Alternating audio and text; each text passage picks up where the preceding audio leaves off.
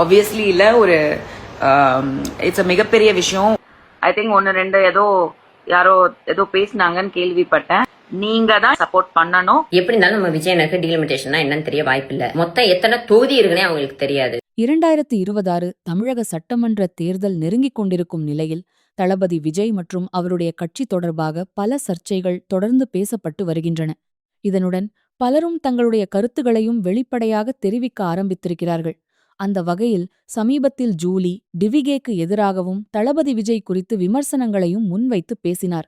இதற்கு பதிலாக டிவிகே ரசிகர்கள் மற்றும் தொண்டர்கள் சமூக ஊடகங்களில் கடுமையாக எதிர்வினை தெரிவித்து வருகின்றனர். இந்த சூழ்நிலையில் நடிகை வனிதா விஜயகுமார் என்னுடைய ஆதரவு எப்போதும் விஜய்க்கே என்று வெளிப்படையாக தெரிவித்துள்ளார். இதனால் அவரது கருத்து சமூக ஊடகங்களில் வேகமாக பரவி வருகிறது.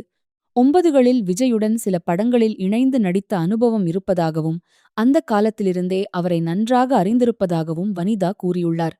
மேலும் விஜய் ஒரு திறமையானவர், நல்ல மனசுக்காரர், எனக்கு அவருடன் நல்ல உறவு இருக்கிறது என்று அவர் தெரிவித்துள்ளார்.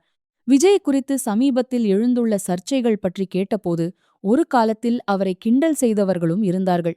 அதை நான் நேரில் பார்த்திருக்கிறேன். ஆனால் அந்த விமர்சனங்களையெல்லாம் கடந்துதான் இன்று இந்த நிலைக்கு வந்திருக்கிறார் என்று வனிதா தெரிவித்துள்ளார். இன்று மக்கள் அவரை ஒரு தலைவராகவும் வருங்கால முதல்வராகவும் பார்க்கிறார்கள் என்றும் அவர் கூறியுள்ளார். என்னை பொறுத்தவரை என்னுடைய முழு ஆதரவு விஜய்க்கேதான்.